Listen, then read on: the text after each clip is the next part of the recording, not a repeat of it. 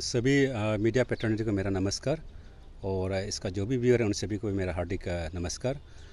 आज national peoples party Arunachal Pradesh के अध्यक्ष श्रीमान तंगम वांगम, जो हमारे फॉर्मर मिनिस्टर भी रहा, उन्होंने ऑफिशियली नेशनल पीपल्स पार्टी की तरफ से मेरा नाम पंगा बागे को दुम्पुरजो 26 ST असेंबली कॉन्स्टिट्यूंसी का उम्मीदवार के तौर पे अनाउंसमेंट किया। इसलिए मैं पार्टी का हाई कमान कोनार्ड संगमा जी, जो नेशनल प्रेसिडेंट है, प्लस चीफ मिनिस्टर मेघालय, उन्हें मैं बहुत आभारी हूँ। और उनके मुख्य सचिव जेम्स संगमा जी को भी मैं बहुत आभारी हूँ। और स्टेट के वर्किंग प्रेसिडेंट लिखा शाह साहब और वांगम साहब द स्टेट प्रेसिडेंट और जितने भी स्टेट के कार्यकर्ता हैं, उन सभी को मैं बहुत आभारी करता हूँ। और मैं उन्हें अप्रिशिएट करता हूँ कि मुझे पार्टी की तौर पे उम्मीदवार आज घोषणा किया। और मैं पार्टी को विश्वास दिलाता हूँ कि पार्टी जिस तरह से मेरा ऊपर उम्मीद किया है, विश्वास किया है, मैं उस विश्वास पे खरा उतरने की कोशिश करूँगा और पार्टी को स्टेट में आगे बढ़ाने का मैं काम करूँगा।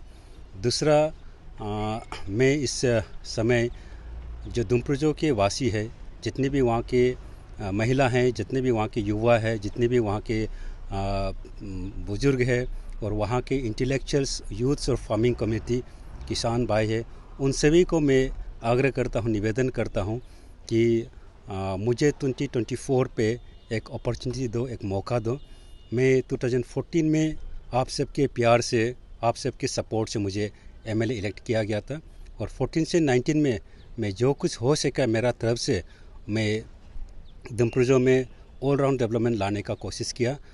हो सकता है उस समय, उस 5 साल में मेरा इन एक्सपीरियंस के कारण से कुछ भूल चूक हो गया होगा, उसे मुझे क्षमा किया जाए। और आज पंगा बागे आपके सामने में एक मैच्योर लीडर के फॉर्म में आए हैं और मैं जो भी भूल चूक हुआ उसे मैं रेक्टिफाई वे से काम करने के लिए चाहता हूं और दुम्पुरजो को एक नया दिशा में ले जाना चाहता हूं। दुम्पुरजो में मैं एक बैलेंस डेवलपमेंट में काम करना चाहता हूं। दुम्पुरजो में मैं कम्युनल हार्मनी लाना चाहता हूं। दुम्पुरजो में मैं ट्रांसपेरेंसी अकाउंटेबिलिटी सर्विस देना चाहता हूं। और दुम्पुरजो के खास तौर पर जो युवा है, उनके लिए मैं एक पॉलिसी तौर पे अनएम्प्लॉयमेंट युवा को एक एम्प्लॉयमेंट लाने का मैं कोशिश करता हूँ। ऐसा बहुत सा मेरा सोच विचार है जहाँ में मैं हाइड्रोफाइबर सेक्टर में काम करना चाहता हूँ ताकि वहाँ में माइक्रो हाइडल बने और वहाँ के लोगों को इकोनॉमिक एक्टिविटी करने का मौका मिले, युवाओं को रोज़गार मिले। मैं चाहता हूँ कि अपर सुबनसिरी में एक रेलवे कनेक्टिविटी होना चाहिए जो बारेरिजो और दुम्पुरजो होकर जाना चाहिए, जिससे वहाँ के लोगों को लाभदायक हो।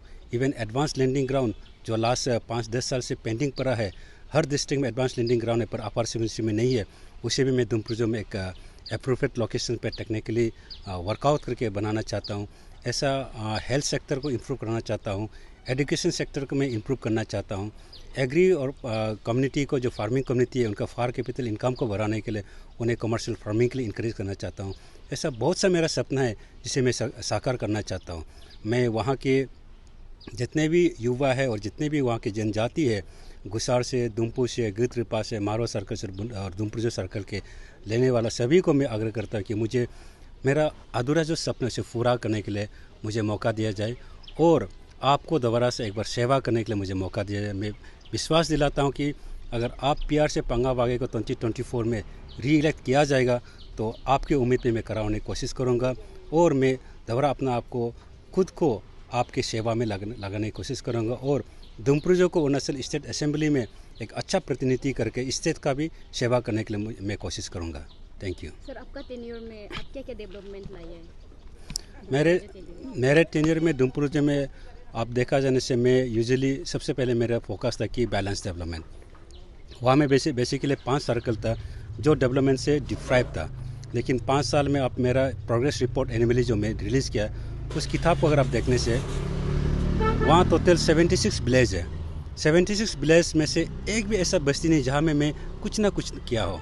मैं कुछ ना कुछ हर बस्ती में आपका प्लेग्राउंड हो या कम्युनिटी हॉल हो या लाइट कनेक्टिविटी हो या वाटर कनेक्टिविटी हो या रोड कनेक्टिविटी मैंने करने की कोशिश की और 76 विलेज में एक भी बस्ती नहीं छूटा। कम से कम एक बस्ती को 1 या 2 स्कीम मिला है। ऑफकोर्स मैं पूरा नहीं कर पाया पर मैं किसी बस्ती को नहीं छोड़ा। वो मेरा एक अच्छा अचीवमेंट था कि मैं बैलेंस डेवलपमेंट फोकस किया।